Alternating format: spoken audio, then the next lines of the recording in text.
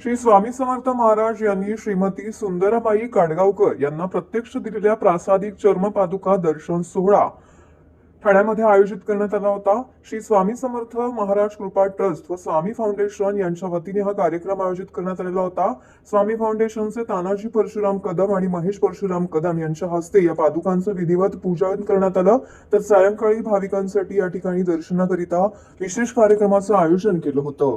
या प्रासादिक चर्मपादुका दर्शन सोहळ्याला राष्ट्रवादी काँग्रेस शरदचंद्र पवार पक्षाचे ठाणे जिल्हा अध्यक्ष मनोज प्रधान तसेच सर्वपक्षीय नेते व स्वामी भक्त मोठ्या संख्येने उपस्थित होते। आलेल्या प्रत्येक भक्तांकरिता या ठिकाणी महाप्रसादाचं आयोजन देखील करण्यात आलेलं होतं। उपस्थित भक्तांनी मोठ्या संख्येने येथे उपस्थित राहून दर्शनासोबतच महाप्रसादाचा देखील आनंद घेतलेला आहे। आलेल्या प्रत्येक मान्यवरांचं स्वामी फाउंडेशनच्या वतीने या ठिकाणी स्वागत देखील करण्यात आलं। अत्यंत भक्तिमय वातावरणामध्ये हा कार्यक्रम या ठिकाणी संपन्न झाला।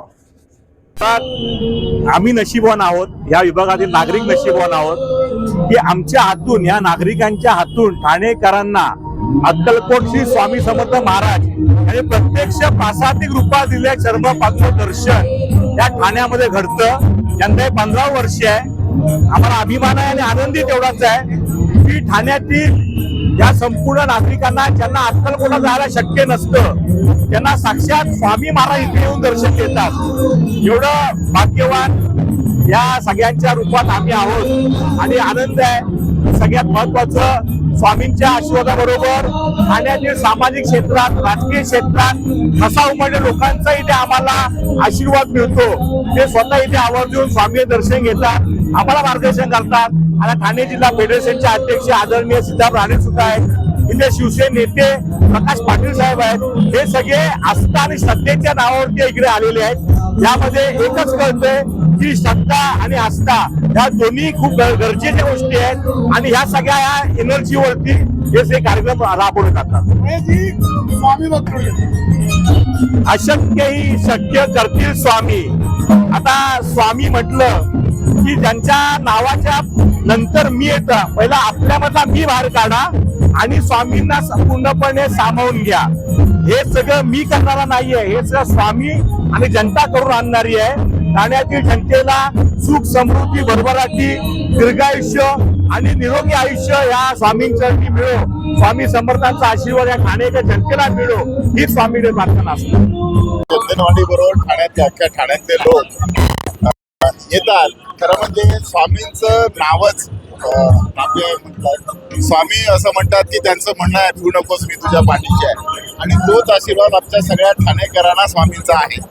मी अभिनंदन करेन माझ्या मित्राचं की या वेळेला तू भिवू नकोस, आम्ही तुझ्या पाठी आहोत, जसं सगळी चंदनवाडीची जनता त्याला म्हणून त्याला आशीर्वाद देव, एवढीच स्वामींकडे प्रार्थना करेन। आणि त्यानिमित्ताने ठाण्यातल्या सगळ्या चंदनवाडीच्या लोकांना, ठाण्यातल्या सगळ्यांना शुभेच्छा देईन। बरं वाटतं, मी पहिल्यांदाच खरं म्हणजे यावर्षी कार्यक्रमाला येण्याचा योग आला। समाधान वाटतंय, सगळं वातावरण खूप भक्तिमय वातावरण उल्हासित करतं लोकांना आणि तो आनंद या ठिकाणी आज ठाण्यातले लोक घेत आहेत।